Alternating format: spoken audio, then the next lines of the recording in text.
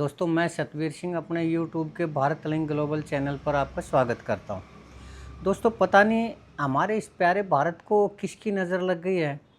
इतने क्राइम बढ़ चुके हैं, क्राइम का जो रेट है मेरे हिसाब से पूरी दुनिया में सबसे ज़्यादा है। वो इंडिया के अंदर है और इंडिया में भी हरियाणा के अंदर तो पहले ये सुना जाया करता कि जंगल राज बिहार में आ गया था लालू प्रसाद यादव जी के टाइम पर, लेकिन अब वो जंगल राज से भी भयानक अपराध की स्थिति हरियाणा के अंदर होने लग रही है। और हरियाणा ही क्यों एनसीआर में तो और भी ज़्यादा बुरा हाल है। और हर जगह आज कोई भी आप न्यूज़पेपर उठा के देख लीजिए, किसी भी जगह का उठा के देख लीजिए, हर उसमें खबर आते पेपर में एक नहीं दर्जनों खबरें मिलेंगी कि आज उस महिला ने अपने बॉयफ्रेंड के साथ मिलकर पति की हत्या कर दी। उस मंगेतर ने उस लड़की ने अपने मंगेतर के साथ मिलकर ने अपने पति बॉयफ्रेंड के साथ मिलकर मंगेतर की हत्या कर दी। या फिर भाई ने भाई को मार दिया, बाप ने बेटे को मार दिया, बेटे ने बाप को मार दिया। और यहाँ तक कि अगर जनरल अपराध की बात की जाए तो जो आजकल महिलाएं हैं वो सड़क की तो बात छोड़िए, गली के अंदर अपने घर के बाहर भी सुरक्षित नहीं है। और जैसे वो घर से बाहर निकलती है उसको ये डर रहता है कि पता नहीं कौन लुटेरा आके उसकी चैन स्नैचिंग कर ले जाए, गले में से चैन तोड़ ले जाए, या हाथों में से जो चूड़ी होती हैं वो हाथों समेत काट के ना ले जाए। तो इतना बुरा हाल है और पूरे एनसीआर के अंदर इतना बुरा हाल है अपराध का। तो मैं आपको इसी अपराध की दो ऐसी वो घटनाएं बताता हूँ जो कि खुद मेरे साथ घटी। और आपको पता है मैं यूके के अंदर रहता हूँ, लंदन में रहता हूँ, तो मैं यहाँ पर आया हुआ हूँ, बताया मैंने पिछले एक दो वीडियो में भी। अपने आँखों का ऑपरेशन करवाने के लिए आया था। तो मेरी जिस रात की फ़्लाइट थी ब्रिटिश एयरवेज़ की फ़्लाइट थी और वो रात को आई थी 2 बजे। दो घटना जो मेरे साथ घटी जिनमें मैं मतलब ये कहिए मरते मरते बचा या बाल बाल बचा या शिकार होते हुए बचा, मैं उनके बारे में बताना चाहूँगा। तो 2 बजे फ़्लाइट लैंड हुई तो उसमें कुछ तो इमिग्रेशन में टाइम लग गया, कुछ फिर थोड़ा सामान जो फ़्लाइट में से आया था उसको ढूंढने में लग गया, कुछ थोड़ा फिर ड्यूटी फ्री जो दुकान होती है थोड़ा टाइम मैंने उनमें लगा दिया। तो कुल मिला के ये है कि रात के 3 बज चुके थे। तो जैसे ही मैं एयरपोर्ट से बाहर आया वहाँ पर मुझे काफ़ी वो दिखाई दिए आदमी ले जाने के लिए जो एयरपोर्ट से जाते हैं उनको टैक्सी के लिए। तो जैसे ही मैं बाहर निकला तो एक आदमी मिला मेरे को कि सर कहाँ जाना है? तो मैंने बता दिया कि भैया रोहतक जाना है। तो उसने कहा कि सर 2800 रुपये लगेंगे। पहले 3000 बताया था, फिर उसने कहा कि 2800 रुपये लगेंगे। हालांकि मुझे रेट का पता था कि लगभग इतने पैसे लगते हैं। तो जैसे ही मैं उससे बात कर रहा था तभी एक हट्टा कट्टा यानी लगभग 6 फुट के आसपास, उसे कुछ ना कुछ ज़्यादा ही बॉडी होगी उसकी, हाइट होगी उसकी, और बॉडी बिल्डर, और चेहरे के ऊपर दाढ़ी, और मतलब ऐसा लग रहा था कि मतलब कि क्रिमिनल आदमी है।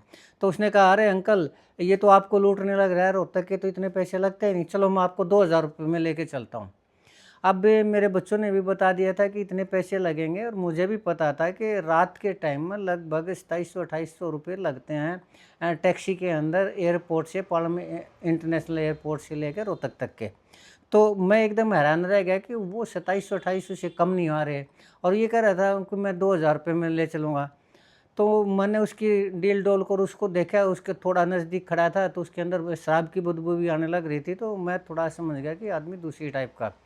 तो मैंने वैसे टालने के लिए उसको कह दिया, मैं भैया मेरे पास 2000 रुपये थे, मैं तो वैसे मजाक कर रहा था, और मैं तो, तुम क्या सोच रहे हो मैं लंदन से आया हूँ क्या? मैं तो भैया नेपाल से आया हूँ और अभी बस में बैठूंगा और चला जाऊँ। बोला अरे अंकल वो कोई बात नहीं, और 500 रुपये कम दे दियो, आप 1500 रुपये दे दियो।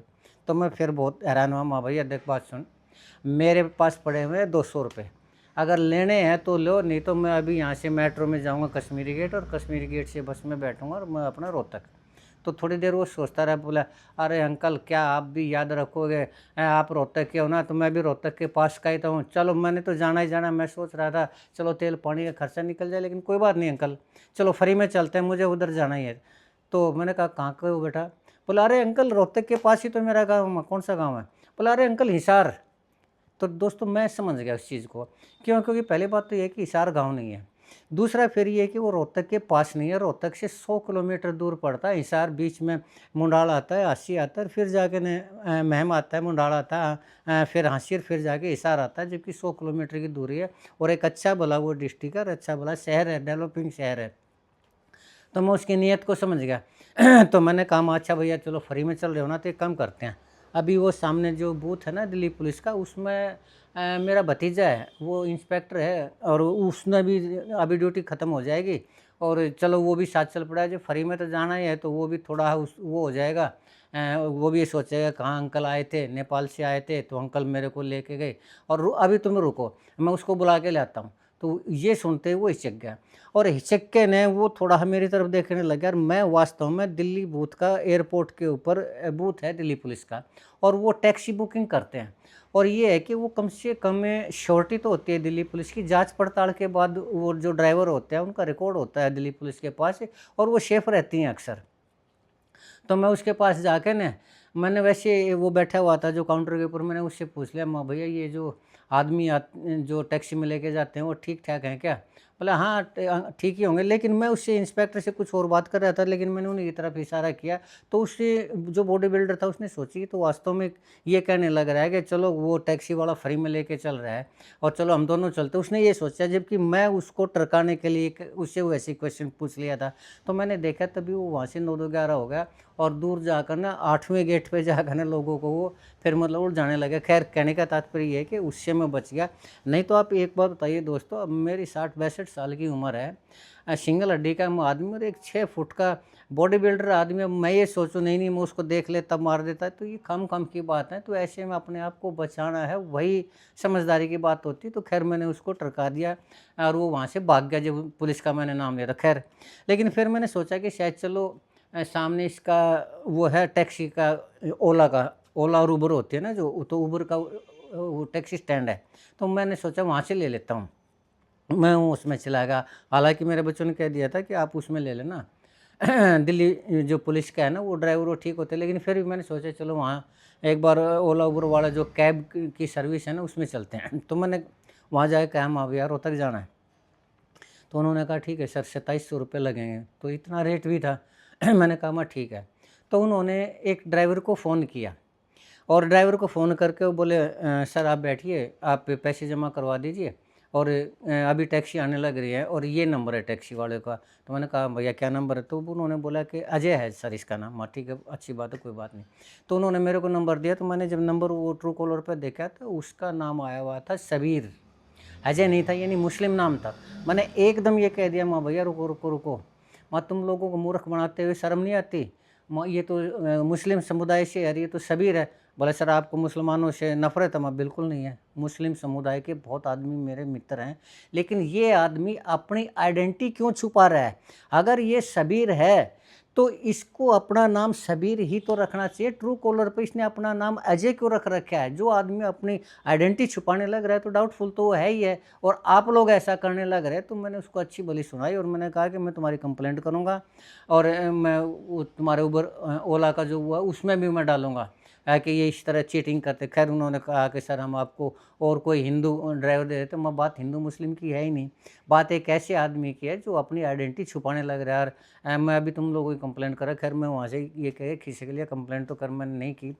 उसके बाद फिर मैं आया दिल्ली बूथ के ऊपर। तो फिर उन्होंने अपने ड्राइवर ने पूरी आइडेंटिटी और वो दिखा कर ना तो मैं टैक्सी में बैठ गया। तो कहने का तात्पर्य ये है कि क्राइम दोस्तों इतना ज़्यादा बढ़ चुका है, इतना ज़्यादा फैल चुका है कि किसी भी जगह कुछ भी घटना हो सकती है। अब ये देखिए वो जो बॉडी बिल्डर था वो ड्राइवर था, मुझे यकीन है कि वो इसी तरह की हरकतें करता होगा और आज भी मुझे लग रहा होगा कि कहीं ना कहीं वो एयरपोर्ट पे ज़रूर होगा। 6 फुट की उसकी हाइट है, बॉडी बिल्डर आदमी, दाढ़ी रखे हुए है और उस शक्ल से ऐसा लगता है या तो यूपी का है या बिहार का है।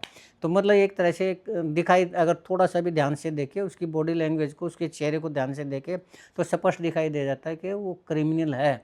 तो मैं तो खैर चलिए अपनी सूझबूझ से उससे बच गया, नहीं तो अगर मैं उसकी टैक्सी में सफ़र करता तो शायद कुछ और भी वारदात मेरे साथ हो सकती थी।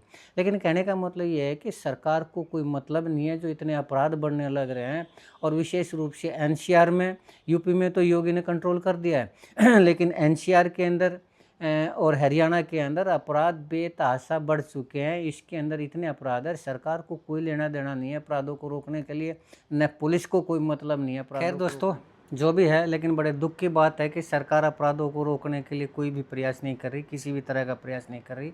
न पुलिस के पास फोर्स है कि वो अपराधों को रोक सके, अपराधियों को पकड़ सके, और न ही सरकार की कोई इच्छा शक्ति है।